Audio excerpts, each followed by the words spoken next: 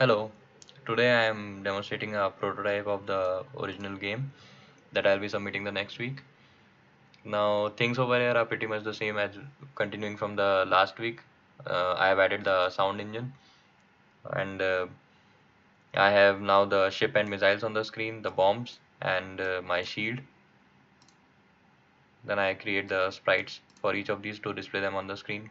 Then the ship is created, the missile is created, all the bombs are created, although I'm using only one bomb for demo purposes, but I have three different bombs with three different types of animation. And then I have walls on the corner of the screen, and then this is how I create my shield and the aliens. Then I have set up many collisions, so with this will be clear from the demo in a moment. So basically what it does is it checks the collisions. So from like missile, when missile hits the shield, so something happens. Whenever a missile hits the wall, something happens. And similarly for each of the collision pairs that the current demo that requires, I have added them over here. Then I've added the animation for my aliens, and I've added the input keys, so my ship will be moving on the screen. Then over here, as we can see, so through my timer manager, so everything gets updated in 1 second. So let's see a working demo of this. So this is a grid of aliens, and this is a grid of shields. Aliens drop the bombs, this one, the big ones, and the missile shoots, ship shoots a missile. Whenever the missile hits the aliens, they get deleted, and similarly for the shields. Also, the bombs can also delete the shields, and the bombs are getting dropped from random locations on the alien group. So, from any random column, the last child drops the bomb. So, this child just dropped a bomb. And also, we can see that it is not necessary to delete the last alien first. So like over here my missile hit this alien, so it got deleted. Then the green boxes are the sprite boxes, the alien boxes. Then the aliens form a column which is red, and the columns form a big grid which is blue in color. Similarly for the shields, so the columns are red and the main big group is blue. And as we can see, the bombs are destroying the shields. Similarly for my missile, and the boxes get updated accordingly. Also for the demo purposes, I have added my key to toggle the boxes. So now I don't have the boxes on my screen, and this is pretty much how the game would look like, the final game.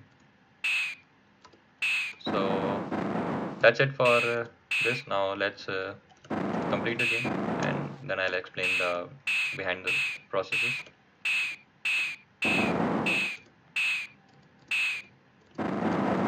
So I've deleted all the sheets without my game crashing, so everything works perfectly.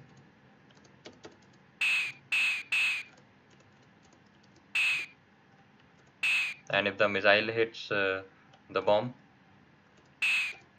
so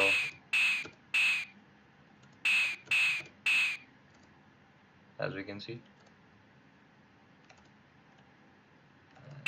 let's just cut this over with. So this is the last alien, and I've deleted that alien. So and I don't have anything working for this now, but it will be implemented. The game ends or the next level comes up.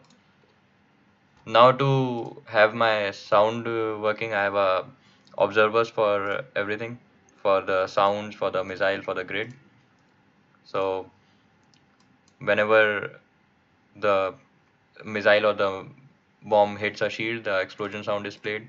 And for the bomb, whenever it hits anything and it gets to removal on the screen, so the reset takes place. And in the reset, so I am using a random number to determine any random column over here, and from that column uh, I'm getting to the last child, and that child drops this new bomb. So this is how the random bomb drop was working. And through this I have a flag for my display of the boxes. So whenever I press the key that I have assigned over here, so it just inverts its value from true to false, or from false to true, whichever is the current value. And if it is true, the grid gets displayed on the screen. If it is false, as we saw, the main game was displayed. And in the alien removal, so whenever the observer takes place, I determine which of the alien is being called.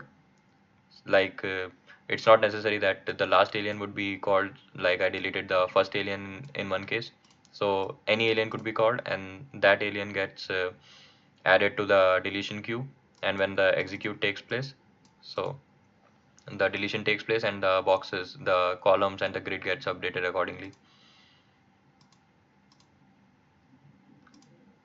So this is it for now. This was the requirement for this week, to get the shield working, to get the collision working, and to get the aliens and the ship moving on the screen, and the toggle the boxes. And next week I will be submitting a full working video of the game. It will have multiple levels and scoring and everything. So that's it for this week. Thanks.